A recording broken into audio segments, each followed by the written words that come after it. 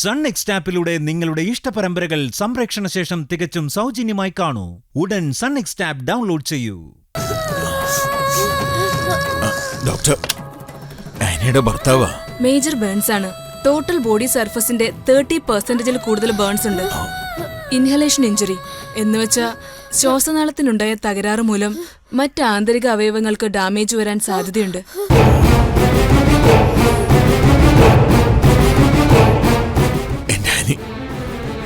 അവളെ രക്ഷപ്പെട്ടോ ഡോക്ടർ? ഞങ്ങൾ ആവുന്ന വിധം ശ്രമിക്കുന്നുണ്ട്. എങ്കിലും ആരെങ്കിലും അറിയിക്കാനോ കാണിക്കാനോ ഉണ്ടെങ്കിൽ ആവാ.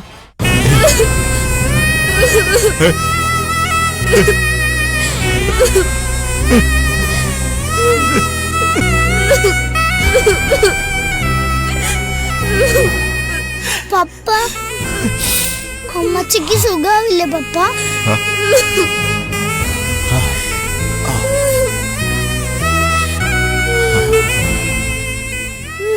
മക്കളെവിടെ ഇരിക്കെ? പപ്പ ഇപ്പൊ വരാം.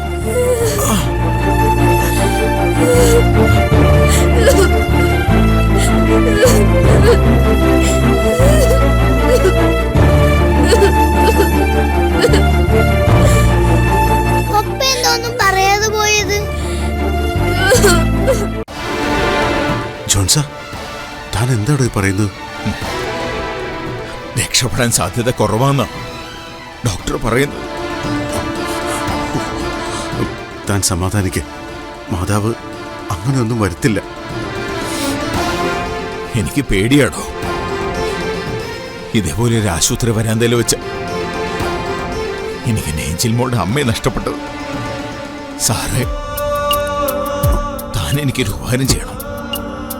ഏഞ്ചിൽ മോൾ ഇവിടെ മരുന്ന് കൊണ്ടുവരണം. അവിടെ നിന്ന് കണ്ടോട്ട്. നൊന്തു പ്രസവിച്ച കുഞ്ഞുങ്ങളെക്കാൾ അവളിപ്പോ സ്നേഹിക്കുന്നുണ്ടാവും എന്റെ ഏഞ്ചൽ മോള്.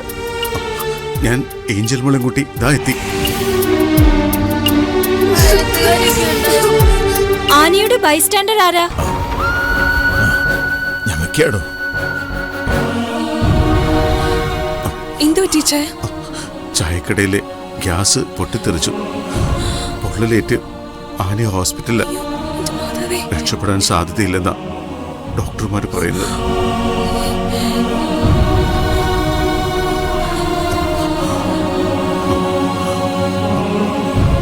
ഏഞ്ചൽ മോളെ അവിടെ എത്തിക്കണം.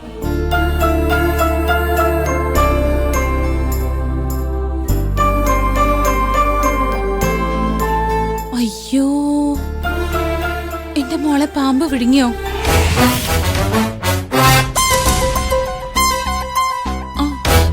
കണ്ടില്ലേ സാമേ, എന്റെ കുഞ്ഞാറ്റെ പാമ്പ് വിഴുങ്ങി.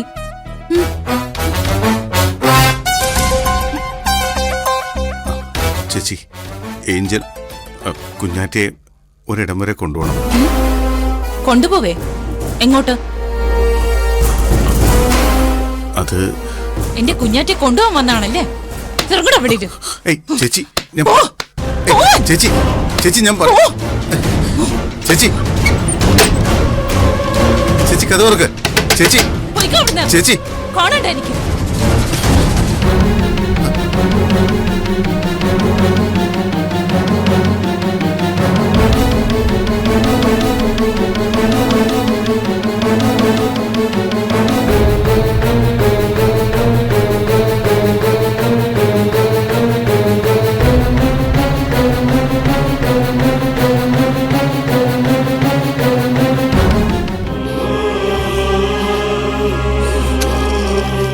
ആനിക്ക് ബോധം തെളിഞ്ഞിട്ടുണ്ട്. ജോൺസനെ കാണണമെന്ന് പറഞ്ഞു. ഞങ്ങളും കൂടി വരാം പപ്പ. ജോൺസൺ മാത്രം വന്നാ മതി. നിങ്ങൾ കണ്ടതല്ലേ? മക്കൾ അവിടെ ഇരിക്കുക. പപ്പ പോയി കണ്ടിട്ട് വരാം.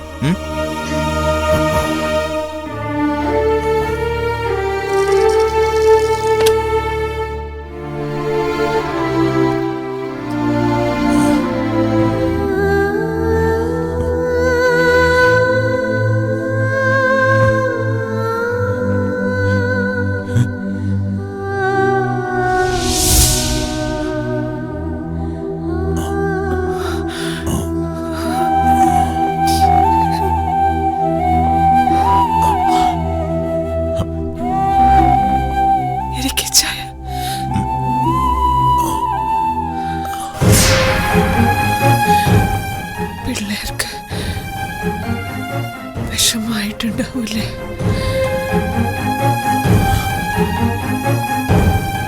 അവരുടെ മനസ്സിൽ അമ്മച്ചിയെ പറ്റി നല്ലൊരു ചിത്രം കിടക്കട്ടെ എന്ന് കരുതി. എത്ര പെട്ടെന്ന്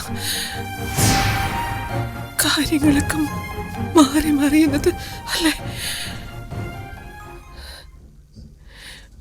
ഭാവിയെ പറ്റിയുള്ള സ്വപ്നങ്ങളെ കുറിച്ച് നമ്മൾ സംസാരിച്ചത് ഇന്നലെയാണെന്ന് തോന്നുന്നില്ല. കുറേ വർഷം, അതുമല്ല ഒരുപാട് ജന്മം മുമ്പ്. ഞാൻ തൊടലി ചായ പൊള്ളി പിളർന്നിരിക്കുക, ദേഹം മുഴുവൻ.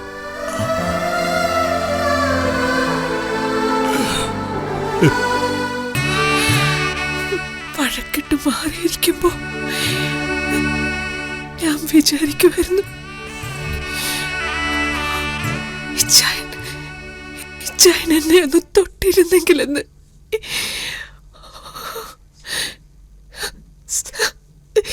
സ്നേഹത്തോടെ ഒന്ന് ചേർത്ത് പിടിച്ചിരുന്നെങ്കിലെന്ന്. ഞാനിപ്പോ പറയുക,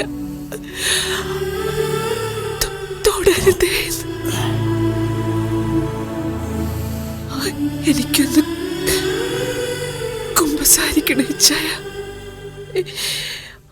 ഇനിയൊരവസരം കിട്ടിയില്ലെങ്കിലോ? ഞാൻ അച്ഛനെ വിളിക്കാം. എനിക്ക് കുമ്പസാരിക്കേണ്ടത് അച്ഛനോടല്ല, എന്റെ കഴുത്തിൽ താലി കെട്ടിയ എന്റെ സ്വന്തം ഇച്ഛായന്റെ അടുത്ത ഇസമോളുടെ പപ്പയുടെ അടുത്തുനിന്ന് എനിക്ക് സ്നേഹം കിട്ടിയിട്ടില്ല. കിട്ടിയത് മുഴുവൻ ഇവിടുന്ന്. എങ്കിലും അത് നന്നായിട്ട് ആസ്വദിക്കാൻ കഴിഞ്ഞിട്ടില്ല എനിക്ക്. അർഹതയില്ലാത്തത് കിട്ടുമ്പോ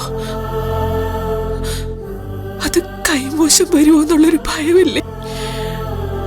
അതായിരുന്നു കാരണമെന്ന് ഇപ്പൊ തോന്നുന്നു. ഏഞ്ചൽ മോളെ ഞാൻ ആദ്യം അകറ്റി നിർത്തിയില്ലേ? അത് അവളോടുള്ള ദേഷ്യം കൊണ്ടായിരുന്നില്ല, സാറയോടുള്ള പേടി കൊണ്ടായിരുന്നു.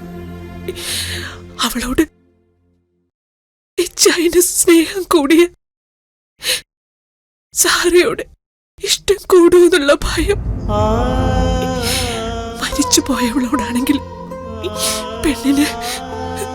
പെണ്ണിനോടുള്ള അസൂയ. നീ എന്തൊക്കെയായി പറയുന്നത്? സത്യം.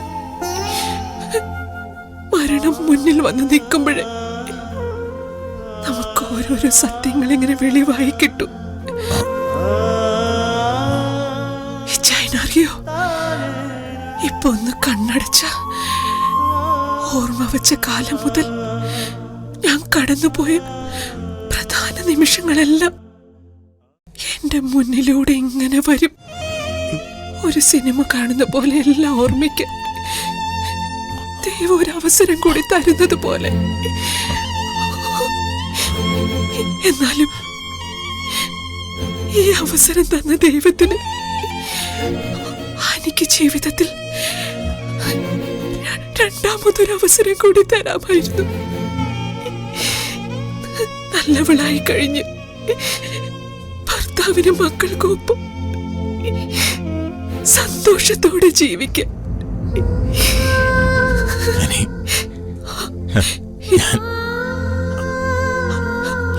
എനിക്ക് മോളെ ഒന്ന് കാണാൻ ഏഞ്ചൽ മോള്.